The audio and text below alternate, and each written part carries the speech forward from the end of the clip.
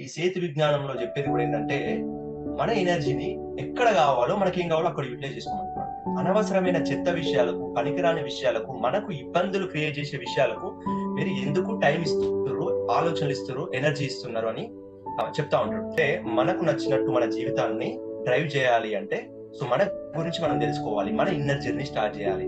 మన అంతర్ ప్రపంచంలోకి మనకెళ్ళాలి అని చెప్పి సేత్ మాస్టర్ చాలా అద్భుతంగా వివరించాడు. చిన్న పిల్లలకి కుళ్ళు కుతంత్రాలు ఉండవు. పెద్ద పెరుగుతున్న కొద్ది, మనసు అవుతున్న కొద్ది కుళ్ళు కుతంత్రాలు వస్తా ఉంటది.